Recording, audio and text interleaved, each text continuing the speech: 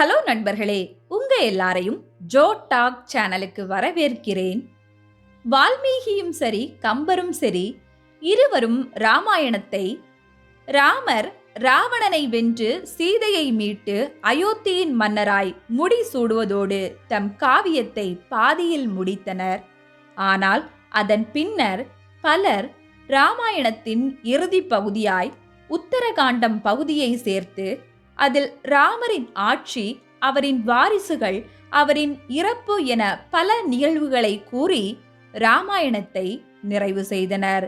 அப்படி தமிழில் ஒட்டக்கூத்தர் வழங்கிய உத்தரகாண்டம் பகுதியில் கூறப்பட்ட நெஞ்சை நெருடும் ராமர் சீதையை வனம் புகுத்திய நிகழ்வு பற்றி நாம இன்னைக்கு இந்த பகுதியில கேட்கலாம்.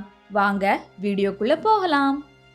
வனவாசத்தின் போது வஞ்சனையாய் சீதையை கவர்ந்து சென்ற ராவணனை வானரசேனை உதவியுடன் போரிட்டு வென்ற ராமர் இலங்கையில் அக்னி பிரவேசம் செய்ய வைத்து அதன் மூலம் அவளின் கற்பில் களங்கம் இல்லை என்பதை அறிந்த பின்னரே சீதையை அயோத்தி கூட்டி வந்து அரசாண்டார்.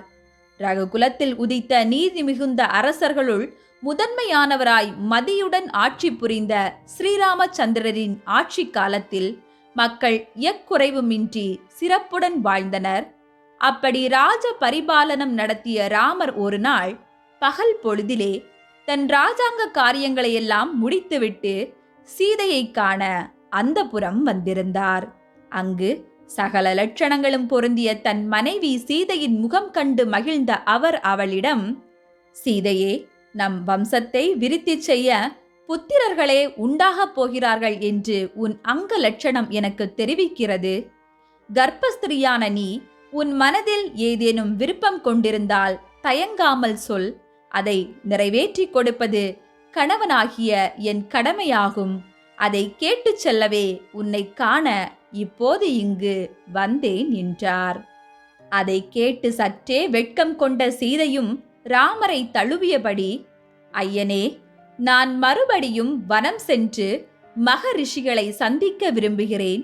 அங்கு சென்று கங்கை நதியில் நீராடி பழங்களையும் கிழங்குகளையும் புசித்து மகிழ்ந்து நாம் வனவாசம் சென்ற காலத்தில் நமக்கு உதவிய முனிவர்களுக்கும் முனி பத்தினியருக்கும் பரிசுகளை கொடுக்க விரும்புகிறேன். எல்லாம் ஒரே ஒரு நாள் மட்டும்தான். நான் சென்று வர அனுமதியும் அதற்கான ஏற்பாட்டையும் தாருங்கள் என தன் மெல்லிய குரலில் கேட்டாள். ராமரும் இவ்வளவுதானா என்று கூறியபடி, கட்டாயம் அனுமதிக்கிறேன் சீதையே. கர்ப்ப காலத்தில் மகரிஷிகளை சந்திப்பது நல்லதே. நாளையே நீ புறப்படலாம். உன்னை அழைத்து செல்ல லட்சுமணன் இங்கு வருவான் என்று கூறியபடி மகிழ்வுடன் மீண்டும் தன் அரசவை திரும்பினார் ராமர். அப்போதோ அரசவையிலோ ராமரை காண அவரின் இரகசிய ஒற்றர்களான விஜயன், பத்திரன், சுமகாதன், காளியான் ஆகியோர் அனைவரும் ஒன்றாய் வந்திருந்தனர். ஆம், வீட்டை விட நாட்டை பற்றியே அதிக அக்கறை கொண்டிருந்த ராமர் தன் நாட்டில் என்ன நடக்கிறது என்பதை தெரிந்து கொள்ளவே தனக்கென இந்த ஒற்றர் கூட்டத்தை நியமித்திருந்தார். அவர்களை வாரம் ஒருமுறை சந்திப்பதை தன் வழக்கமாக கொண்டிருந்தார்.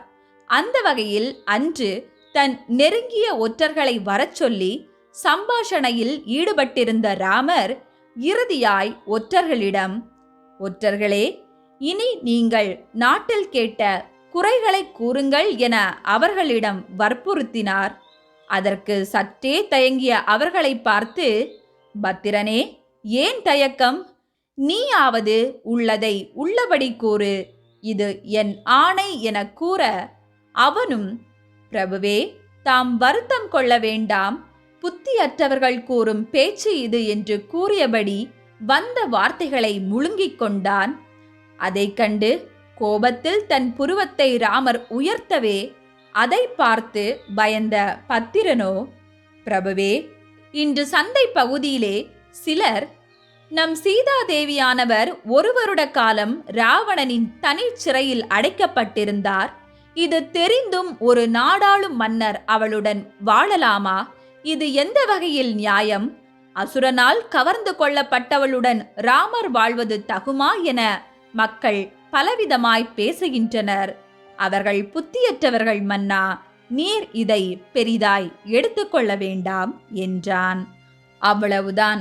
அதுவரை சிரித்துக் கொண்டிருந்த ராமரின் கரிய முகமானது சிவக்க, பத்திரன் கூறிய அவ்வார்த்தைகளானது கூறிய பானம் போன்று தன் மனதிலே தைப்பதை உணர்ந்தார் ராமர். மனம் தளர்ந்து போன அவர் சைகையால் ஒற்றர்களை அனுப்பிவிட்டு தட்டுத்தடுமாறி தன் சகோதரர்கள் இருக்கும் இடத்திற்கு சென்றார்.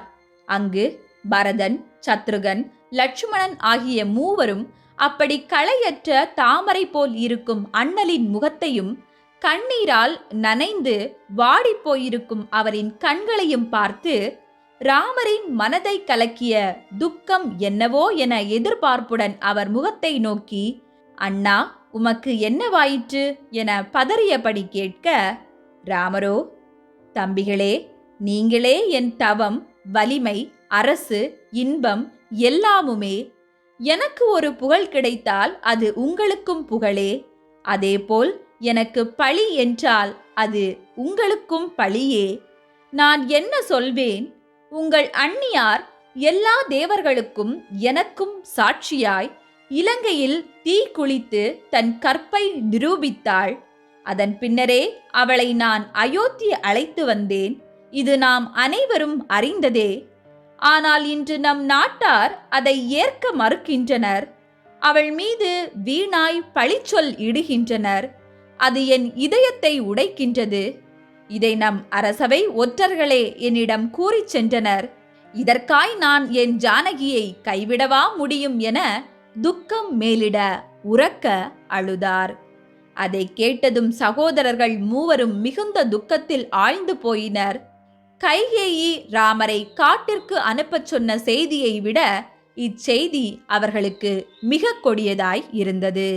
இருந்தும் மூவரும் கண்ணீர் விட்டபடியே அண்ணன் இதற்கு என்ன முடிவெடுத்துள்ளார் என எண்ணி அவரின் மறு வார்த்தைக்காய் காத்திருந்தனர். தொடர்ந்த ராமரும், ஒரு மன்னன் தன் மீது விழும் பழிச்சொல்லை நீக்கியாக வேண்டும். அப்படியென்றால் இதற்கு ஒரே ஒரு தீர்வுதான். நான் சீதையை பிரிய வேண்டும். ஆகவே சீதையை தவம் செய்யும் முனிவர்களின் காட்டில் நிரந்தரமாய் விட்டுவிடலாம். ஏனெனில் அவள் ஏற்கனவே வனம் செல்ல வேண்டும் என்றுதான் தன் விருப்பத்தை தெரிவித்திருந்தாள் என தன் தம்பியரை நோக்கி கூறினார் ராமர்.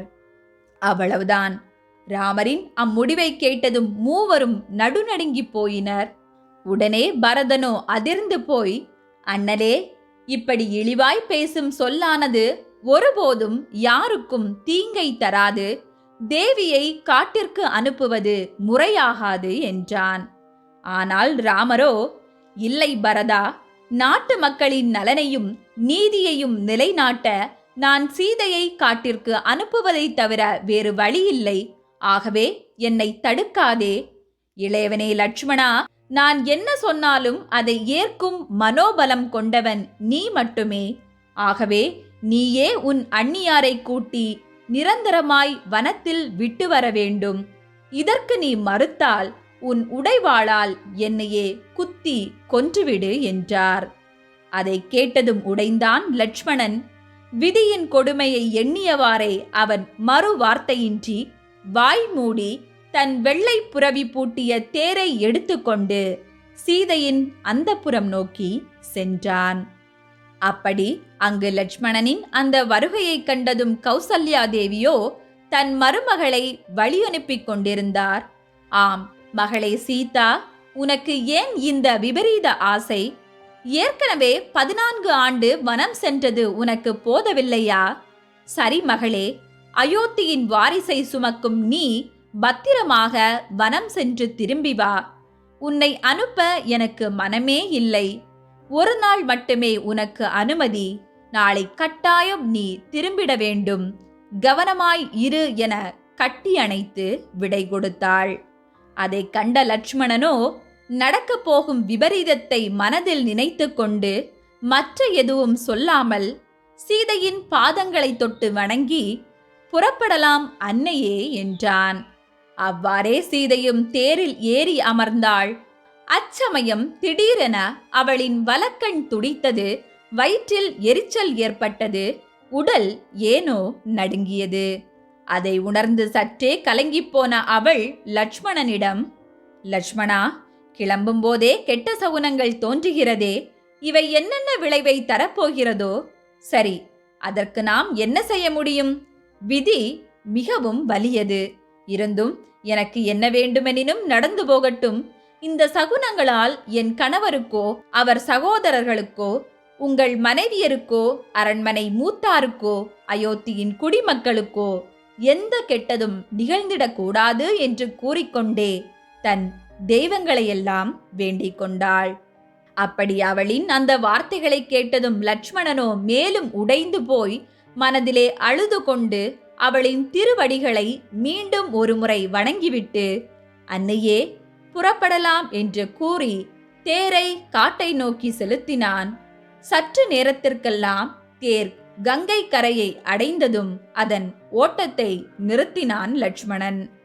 அதிர்ந்து ஓடிப்பாயும் அந்த கங்கையின் நீரோட்டத்தை தலை குனிந்த வண்ணம் பார்த்து கொண்டு தன் கண்ணில் இருந்து வழியும் நீரோட்டத்தை துடைத்தபடி அமைதியுடன் இறங்கினான் லட்சுமணன். அப்படி அங்கே அழுது கொண்டிருக்கும் லட்சுமணனை கண்டதும் சீதையோ பதை பதைத்து போய், லட்சுமணா, ஏன் இந்த கண்ணீர்? எதற்கு இப்படி வருத்தம்? என்னவாயிற்று உனக்கு? மறைக்காமல் என்னிடம் கூறு என்று அருகே வந்தாள். ஆனால் அவனோ வாயிலிருந்து வார்த்தை வராமல் அழுகையே பீரிட்டு வர மேலும் மேலும் அழுதான். அதை பார்த்து கலங்கி போன சீதை மேலும் பதைத்தபடி, லட்சுமணா, தூய்மையானவனே, இந்த கங்கையை கண்டால் கையெடுத்து வணங்க வேண்டும்.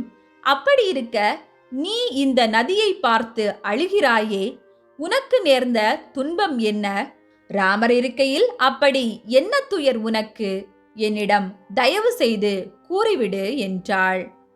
லட்சுமணனோ தன் விழிநீரை துடைத்தபடி, தாயே, பிறந்தது முதல் இந்நாள் வரை என் அண்ணனை நான் பிரிந்ததில்லை, அதனாலேயே அழுகிறேன் என்றான். அதற்கு சீதையோ, இதுதானா லட்சுமணா? கவலையடையாதே. முனிவர்களின் திருவடியை கண்டால் புண்ணியம் கிட்டும். நாம் முன்பு வாழ்ந்த இந்த கானகத்தில் உள்ள முனிவர்களையே இப்போது தரிசிக்க வந்துள்ளோம். கலங்காதே, ஒரே நாளில் நாம் திரும்பிவிடலாம் என்றாள். ஆனால் அவனோ மீண்டும் எதுவும் பேச முடியாமல் சீதையை மும்முறை வலம் வந்து வணங்கிய பின் முகம் களையிழக்க, நாக்கு வரள, உடல் சோர்வுற, தட்டு தடுமாறி வார்த்தைகள் பிறள சீதையை நோக்கி, உத்தமியே, உலகில் தூய்மையானவளே, என் அண்ணன் என்னிடம் சொல்லி அனுப்பியதை உம்மிடம் கூற விளைகிறேன். இதை உரைப்பதற்கு என்னை மன்னியுங்கள் என்று கூறிவிட்டு, தாயே, ராவணன் உம்மை கவர்ந்து சென்ற பின்பும் நீர் தூயவளே என்பதை இலங்கையில் தீக்குளித்து நிரூபித்தீர். ஆனால் அதை அயோத்தி நகர மக்கள் காணவில்லை. அப்படி காணாத அவர்கள் இப்போது மாற்றானுடன் சில காலம் தங்கியிருந்த ஒருவளை மன்னன் ராமன் மனைவியாய் கொண்டிருப்பது தகுமா என புரியாமல் பேசுகிறார்களாம். அதை ஒற்றர்கள் மூலம் கேட்டறிந்த நம் மன்னர் ராமர், மக்களுக்கு விருப்பமில்லாத ஒருவளுடன் என்னால் இணைந்து அரசாள முடியாது என்று கூறி உம்மை நிரந்தரமாய் காட்டில் வால்மீகி முனிவரின் ஆசிரமத்தின் அருகில் விட்டு வரச் சொன்னார் என்றான். அவ்வளவுதான். அதை கேட்க கேட்க சீதையின் காதுகளில் யாரோ பழுக்க காய்ச்சிய இரும்பை ஊற்றுவது போல இருந்தது. இணைந்த அன்றில் பறவையில் ஒன்று இறந்தது போல் தேரில் இருந்து சரிந்து கீழே விழுந்த அவள் தரையில் இருந்து எழ முயன்றாள். முடியவில்லை. மீண்டும் சரிந்தாள்.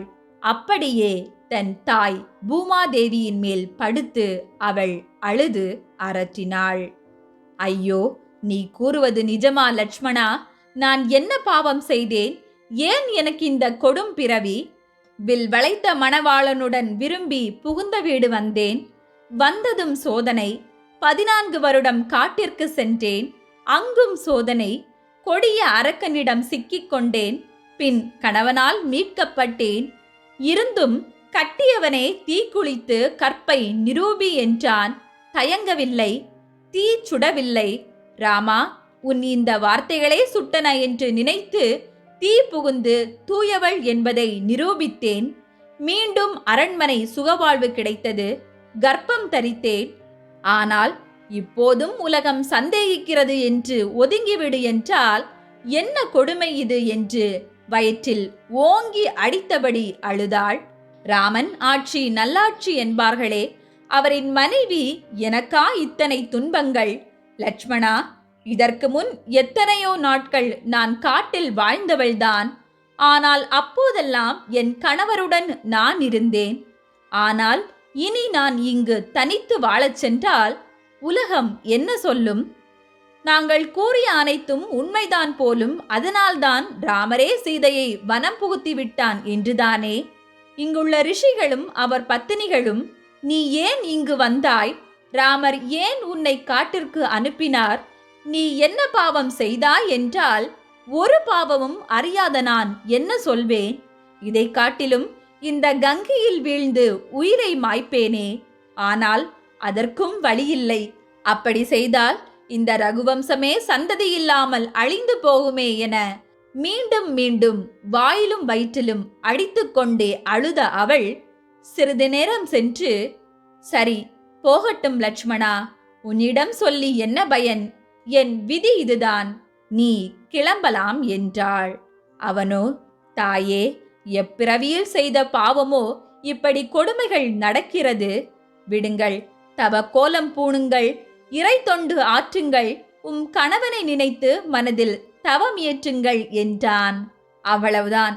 அதை கேட்டதும் கோபம் கொப்பளிக்க சீதையோ, இல்லை லட்சுமணா, உலகம் ஒரு பழியை சொன்னதற்காய் அதை ஆராயாமல் ஏற்று என்னை பிரிந்தாரே உன் அன்பு அண்ணன், அவருடன் வாழ்வதை விட பிரிவதே மேல். ஊரார் சொல்வதை பெரிது என்று எண்ணிய அவர் என்னை நம்பவில்லை. அன்று இலங்கையில் அத்தனை பேர் முன்னிலையில் என்னை சந்தேகம் கொண்டு நெருப்பில் இறங்கச் சொன்னார். அப்போது தீ என்னை சுடவில்லை லட்சுமணா, இவர் கூறிய வார்த்தைகளே என்னை சுட்டது. அது தனியும் முன் இதோ மீண்டும் இப்போது இந்த பழிச்சொல். உண்மையில் நான் இனி அவருடன் வாழ விரும்பவில்லை. இதை நான் அவரிடமே சொன்னதாக சொல். என் கற்பின் மீது களங்கம் சுமத்தினால் நான் பொறுமையுடன் இருக்க மாட்டேன் என்றாள். அதை கேட்டு கண்ணீர் வடித்த லட்சுமணனும் அவளின் திருவடியை மீண்டும் இறுதியாய் வணங்கிவிட்டு சோகத்தால் இதயம் பிளந்து வாய்விட்டு அலறியபடி தேரேறி அயோத்திக்கு வியந்தான். அப்படி சீதையும் அவன் தேர் மறையும் வரை கண் இமைக்காமல் பார்த்த பின் மீண்டும், இறைவா, இனி என்று என் மாமியார்களையும் தந்தையையும் தாயையும் காண்பேன்? இப்படி என் இனத்தை நான் பிரிந்து விட்டேனே. என் விதியே, என் துயரமே, என்றுதான் எனக்கு விடிவு வரும்? இப்பிறப்பில் இன்னொரு பெண்ணை சிந்தையிலும் தொடேன் என்று கூறிவிட்டு இப்படி என்னை களங்கம் சுமத்தி காட்டில் விட்டுவிட்டானே அந்த ராமன். மனைவியாய் என்னை நினைக்கவில்லை எனினும் ஒரு பெண்ணாய் எப்படி இந்த காட்டில் வாழ்வேன் என அவன் சற்றும் இரக்கம் கொள்ளவில்லையா? இப்படி பழியுடன் வாழ்வதை விட உயிர் போகட்டும் என கதறி அழுதாள். பின் சற்று நேரத்திலே அப்படி கதறி அழும் பெண்ணொருத்தியானவள் தனித்து காட்டில் விடப்பட்டிருப்பதைக் கண்ட வால்மீகி முனிவரும் அவரின் சீடர்களும் சீதைக்கு அடைக்கலம் கொடுக்க தயாராயினர். அவ்வாறே சீதை கிட்டத்தட்ட 12 ஆண்டுகளுக்கு மேல் வால்மீகி முனிவரின் அந்த ஆசிரமத்திலே தங்கி தவத்தொண்டாற்றினாள். கர்ப்பிணி பெண்ணான அவள் அங்குதான் ராமரின் 2 மகன்களான லவா மற்றும் குசாவை பெற்றெடுத்தாள். இதுவே உத்தரகாண்டம் பகுதியில் கூறப்பட்ட சீதை வனம் புகு படலம் ஆகும். ஓகே நண்பர்களே, நாம இன்னைக்கு இந்த பகுதியில ராமரின் கட்டளையால் சீதை வனம் புகுந்த ராமாயணத்தின் உத்தரகாண்டம் பகுதியை பற்றி விரிவா கேட்டோம். இந்த வீடியோ உங்களுக்கு பிடிச்சிருந்ததுன்னா லைக் பண்ணுங்க, மறக்காம ஜோ டாக் சேனலுக்கு சப்ஸ்கிரைப் பண்ணுங்க. நன்றி.